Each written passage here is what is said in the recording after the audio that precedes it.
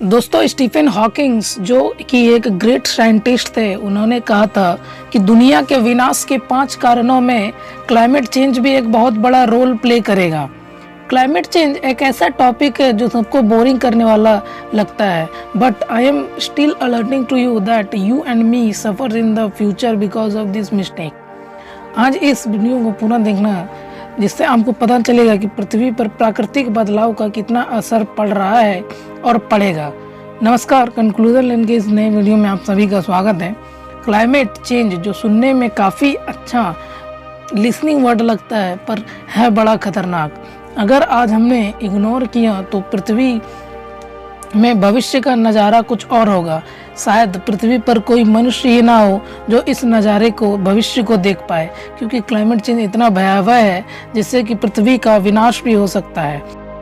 Climate change को आसानी से समझाने के लिए हमने इसे 3 पार्टों में डिवाइड किया है, जिससे कि आप इसे आसानी से समझ पाएंगे। पहला है कॉज, मतलब इसका कारण क्या है। आज जिस प्रकार से पृथ्वी का तापमान बढ़ रहा है, जिससे 1800 सालों में पृथ्वी का तापमान जितना नहीं बढ़ा, वो पिछले कई दशकों में 1.1 डिग्री सेल्सियस गर्म हो गया है। कई लोग समझते हैं कि क्लाइमेट चेंज मतलब सिर्फ इससे पृथ्वी का तापमान बढ़ता है, परंतु ये एक शुरुआत है, क्योंकि पृथ्वी एक प्रणाली है जहाँ सब कुछ जुड़ा हुआ है। एक क्षेत्र में परिवर्तन अन्य सभी में परिवर्तन को प्रभावित कर सकता है। पृथ्वी का तापमान निर्भर होता है एक बैलेंस पर, जो एनर्जी वायुमंडल में आती है और वो कैसे लीव करती है। जब प्रकाश, सूर्य का प्रकाश पृथ्वी की सतह तक आती है तो वापस रिफ्लेक्ट होकर पुनः आकाश में चली जाती है, परंतु वायुमंडल में इन एनर्जी को कई गैसों द्वारा सोख लिया जाता है, जिससे ये वापस नहीं जा पाते हैं और पृथ्वी को गर्म करने लगते हैं। इसमें सबसे मुख्य भूमिका रहती है ग्रीन हाउस गैसों की। ग्रीन हाउस गैस ज़्यादातर वातावरण में 1950 के दशकों से मनुष्यों द्वारा फैलाया जा रहा है। इसका कारण यह है कि मनुष्य फॉसिल फ्यूल्स बहुत ज़्यादा मात्रा में जला रहे हैं, जिससे हीट एंड एनर्जी प्रोड्यूस हो रही है। हीट एनर्जी प्रोड्यूस होने से पृथ्वी का वातावरण काफ़ी जल्दी गर्म हो रहा है। फॉसिल फ्यूल्स जलाना काफ़ी ज़्यादा पर्यावरण के लिए हानिकारक होता है।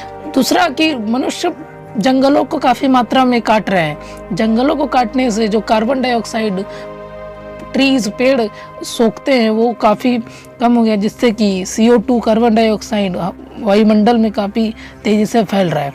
फसलों में खाद डालना, कचड़े को ज़मीन में डालना, दबा के रखना, पशुओं को पालना, और सबसे बड़ा कारण है औद्योगिक उत्पादन। औद्योगिक उत्पादन कहने का मतलब है इंडस्ट्रीज रिवोल्यूशन। इंडस्ट्री एक तरह से किसी देश के विकास में काफ़ी अच्छी भूमिका निभाती है, परंतु एक तरफ देखिए तो इसके कई बड़े हानिकारक प्रभाव है। इससे निकलने वाली कई जहरीली गैसें जैसे carbon dioxide, methane, nitrous oxide, F gases जिसे हम क्लोरोफ्लोरोकार्बन कहते हैं, ये काफ़ी मात्रा में वायुमंडल पर प्रभावित करती है। ये वायुमंडल में इतनी मात्रा में फैल जाती है जिससे कि इन प्रकाशों को सोख लिया जाता है और ये प्रकाश वापस नहीं जा पाती, पृथ्वी के सतह तक ही रह पाती है, और इससे वायुमंडल इतना ज़्यादा गर्म हो जाता है कि पृथ्वी का टेम्परेचर ऑटोमेटिक हाई होने लगता है। इसमें ग्राउंड लेवल ओजोन भी काफ़ी बड़ी भूमिका निभाता है। ओजोन एक लेयर है जो पृथ्वी को प्रोटेक्ट करने में काफ़ी बड़ी भूमिका निभाता है। ओजोन लेयर सूर्य से आने वाली जो परावैंगनिक किरणें हैं, जो हानिकारक किरणें हैं, उसे सोख कर जो प्यूरिफाई किरणें हैं वो पृथ्वी तक पहुंचने देती है, परंतु इन जितने भी गैसेज हैं उनके कारण ओजोन लेयर में काफ़ी मात्रा में छिद्र हो रहे हैं, और इन छिद्रों के कारण जो परावैंगनिक किरणें हैं जो ओजोन लेयर को पार कर देती है, और इससे परावैंगनिक किरणों से काफ़ी ज़्यादा मात्रा में मनुष्य बीमार हो रहे हैं। इससे कई प्रकार के रोग और कई प्रकार के कैंसर भी उत्पन्न हो रहे हैं।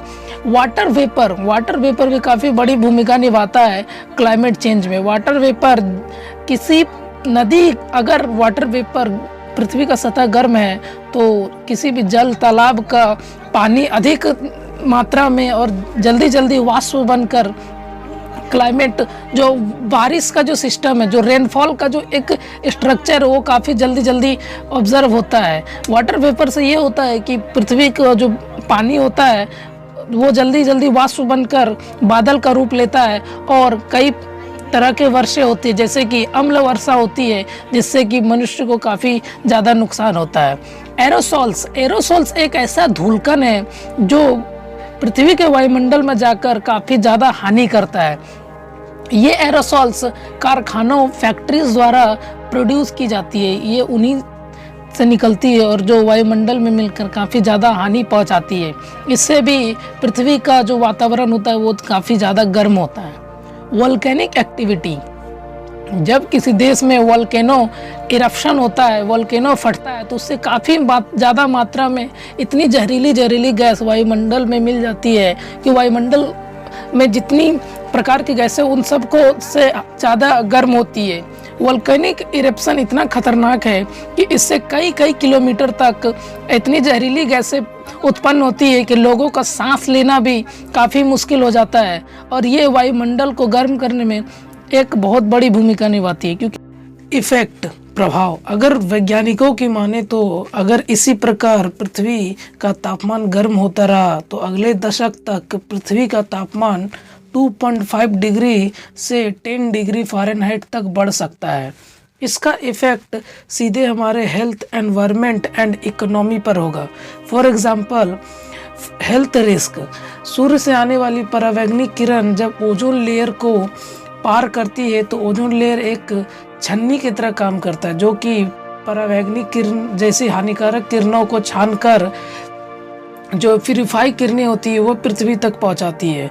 बट जिस प्रकार से ओजोन लेयर में छिद्र होते जा रहे हैं, ये बहुत बड़ा संकेत है कि परावैंगनिक किरणें सीधा पृथ्वी पर पहुंच सकती है, जिससे कि मनुष्यों को चर्म रोग जैसी बीमारियां हो सकती है। चर्म रोग एक प्रकार का कैंसर होता है जो कि काफ़ी भयानक होता है। परावैंगनिक किरणें, जिसे हम अल्ट्रावाइज रेज भी कहते हैं, ये सेहत और हमारे स्किन के लिए काफ़ी डेंजरस मानी जाती है। राइजिंग सी लेवल्स, जिस प्रकार पृथ्वी का तापमान बढ़ रहा है उससे ग्लेशियर्स काफ़ी ज़्यादा मात्रा में पिघल रहे हैं। ग्लेशियर्स मतलब वो द्वीप जहाँ पर बर्फ़ जमी रहती है या वो माउंटेन जिस पर बर्फ़ जमी रहती है, बर्फ़ की मोटी मोटी चादरें हैं, वो पृथ्वी का तापमान बढ़ने से काफ़ी ज़्यादा मात्रा में पिघल रही है और वो पिघल कर इसकी जो वाटर है ये सी में, हमारे समुद्र में समाहित हो रही है और समुद्र का जो स्तर है वो धीरे धीरे बढ़ रहा है। ये स्तर बढ़ना मामूली बात नहीं है। अगर समुद्र का स्तर बढ़ता है तो इससे कई सारे खतरे हमें उठाने पड़ेंगे, जैसे कि सबसे पहला है सुनामी। अगर समुद्र का सतह का ऊंचाई बढ़ती है तो तटीय क्षेत्रों में इसका सबसे ज़्यादा प्रभाव पड़ेगा, क्योंकि तटीय क्षेत्रों पे प्रभाव पड़ने से वहाँ के विकास और काफ़ी क्षति पहुँचा सकता है ये, जो कि एक भयानक रूप ले तो काफ़ी ज़्यादा खतरनाक है। रेनफॉल, अधिक बारिश होने के कारण ज़्यादा बाढ़ उत्पन्न हो सकती है। अगर वाटर वेपर का स्ट्रक्चर देखें तो इसमें जितना ज़्यादा पानी वाष्प बनकर बादलों द्वारा जा रही है, इससे काफ़ी ज़्यादा नुकसान हो सकते हैं, क्योंकि अगर ज़्यादा बारिश होती है तो बाढ़ की समस्या काफ़ी ज़्यादा उत्पन्न होती है। बाढ़ एक ऐसा समस्या है जो कि इसे हम रोक नहीं सकते, बस इससे बचाव कर सकते हैं। तो बाढ़ से बचने के लिए हमें बारिश एक नियमित रूप से हो तो अच्छा है। अगर बारिश अधिक मात्रा में होती है तो बाढ़ जैसी समस्याएं काफ़ी ज़्यादा मात्रा में देखी जाएगी। ड्राउट्स, सूखापन, कई जगहों पर ऐसा देखा जा रहा है कि पृथ्वी का जो क्लाइमेट चेंज हो रहा है, जो वायुमंडल में तापमान बढ़ रहा है, उससे कई जगह सूखा पड़ रहा है। सूखा पड़ने से पृथ्वी का जो ज़मीनें हैं जहाँ पर खेती की जाती है वो बंजर हो जाती है और बंजर भूमि पर कोई भी फसल नहीं उग पाती है। अगर फसल ही नहीं होंगे तो हम क्या खा पाएंगे और हमारा जितना भी खाद्य पदार्थ है वो नष्ट हो जाएगा। तो सूखापन भी काफ़ी बड़ी समस्या बनकर सामने आ रही है। यूरिकेन्स मतलब होता है तूफान। अगर समुद्र में अगर क्लाइमेट चेंज होता है तो समुद्र में भूकंप जैसी काफ़ी बड़ी समस्या भी आ सकती है और जिससे कि समुद्री तूफान अपना रूप ले सकते हैं, जैसे चक्रवात या फिर कई बड़े बड़े तूफान जो कि तटीय क्षेत्र को काफ़ी ज़्यादा नुकसान पहुंचा सकते हैं और जिससे पृथ्वी का काफ़ी क्षति हो सकता है। ये सब यही संकेत देते हैं कि अगर क्लाइमेट चेंज को जल्दी ना रोका गया तो ये काफ़ी भयानक स्थिति पैदा कर सकती है और इंसानों को ऐसा दृश्य देखने को मिलेंगे जो उन्होंने कभी सोचा भी नहीं होगा। तो क्लाइमेट चेंज एक बहुत बड़ी समस्या बनकर हमारे सामने आई है जिसे हमें जल्दी से जल्दी सॉल्व करना होगा। इसका प्रभाव इतना ज़्यादा हो सकता है कि पृथ्वी पर अगर क्लाइमेट चेंज का प्रभाव अधिक से अधिक बढ़ता है तो पृथ्वी का विनाश काफ़ी जल्दी नज़दीक है। अगर ये स्थिति ना सुधरी तो इंसानों को भविष्य में आने वाली ऐसे भयानक मंजर देखने होंगे जो हमने कभी नहीं सोचा होगा। हमने इसके कॉज एंड इफ़ेक्ट्स की तो बात कर ली कि क्लाइमेट चेंज के कारण क्या हो सकता है और इसका प्रभाव क्या है, परंतु अब हम इसके सॉल्यूशन की बात करते हैं। इसका समाधान क्या है? हमें ज़्यादा से ज़्यादा कार्बन एमिशंस को रोकने पड़ेंगे और हमें जो कोयले का जो ज़्यादा से ज़्यादा उपयोग कम करनी होंगी। हमें इंडस्ट्रीज़ के धुएं को क्लीन करने वाली मशीनें फैक्ट्रीज़ पर लगानी होंगी। हमें अगर हम पर्सनल एक्शन लें तो प्लास्टिक के पोल्यूशन को कम करने के लिए हम प्लास्टिक का उपयोग कम से कम कर सकते हैं या फिर प्लास्टिक को उन जगहों पर ना फेंकें जहां पर इनका पोल्यूशन काफ़ी ज़्यादा होता है। हम सोलर पैनल्स की काफ़ी तरह से मदद ले सकते हैं। अगर हम अपने डेली यूज के इलेक्ट्रिसिटी में जो पावर हाउस से बनती है उसकी जगह हम सोलर पैनल्स का उपयोग करें तो सोलर पैनल एक बहुत बड़ा साधन है, क्योंकि सोलर पैनल्स को ऊर्जा सूर्य के प्रकाश से मिलती है और सोलर पैनल एक ग्रीन एनर्जी का सबसे बड़ा साधन है और ये एक माध्यम जो कि क्लाइमेट चेंज पर काफ़ी पॉजिटिव असर डाल सकता है। उसके अलावा रिन्यूएबल एनर्जीज़ का भी काफ़ी बड़ा इफेक्ट पड़ सकता है क्लाइमेट चेंज पर। रिन्यूएबल एनर्जी हमें काफ़ी ज़्यादा मात्रा में हाइड्रोजन प्रोजेक्ट पर काम करना चाहिए, हमें लिथियम पर ज़्यादा काम करना चाहिए। इन सब रिन्यूएबल एनर्जी से जो नेगेटिव इफ़ेक्ट्स बहुत कम पड़ती है और इसका जो पॉजिटिव इफ़ेक्ट है वो क्लाइमेट चेंज पर काफ़ी असर डालेंगे। इसके साथ साथ हम पेट्रोल गाड़ी जो चलाते हैं या फिर डीजल की जो वाहनें चलाते हैं उसकी जगह हम अगर इलेक्ट्रिक कार्स का उपयोग करने लगे तो इससे काफ़ी मात्रा में कार्बन डाइऑक्साइड का कमी हो जाएगी वायुमंडल में। इससे कार्बन डाइऑक्साइड, मीथेन जैसी गैसें का कम होने का मतलब है कि वायुमंडल में काफ़ी एक तरह से हम अपना योगदान दे सकते हैं इलेक्ट्रिक कार्स को खरीद कर उसका उपयोग करके। इलेक्ट्रिक कार्स बैटरी से चलती है और बैटरीज सोलर पावर से भी चार्ज हो सकती है या फिर इसे विंड पावर से भी चार्ज किया जा सकता है और इसके साथ साथ इसे और भी कई तरीके से माध्यमों से चार्ज किया जा सकता है और ये ग्रीन एनर्जी का सबसे बड़ा उदाहरण है।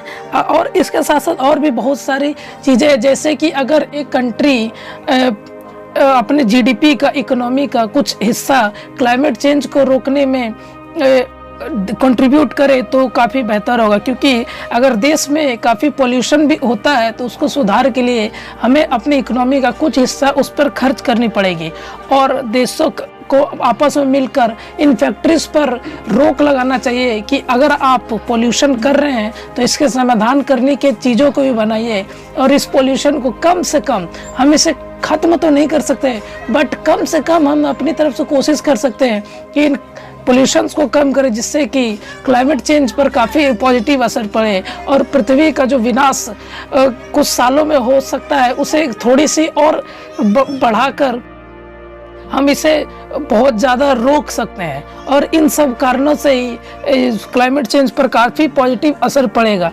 क्लाइमेट चेंज को हल्के में ना लीजिए, क्योंकि ये फ्यूचर में आने वाली एक बहुत बड़ी समस्या होने वाली है। तो कैसा लगा हमारा क्लाइमेट चेंज पर ये वीडियो? अगर आपको हमारे बताए गए किसी पॉइंट्स पर आपत्ति हो तो नीचे कमेंट करके बता सकते हैं और हमारा ये वीडियो पसंद आया हो तो कृपया लाइक कर दें और इस इन्फॉर्मेशन को अपने दोस्तों तक ज़रूर शेयर करें। Thank you so much.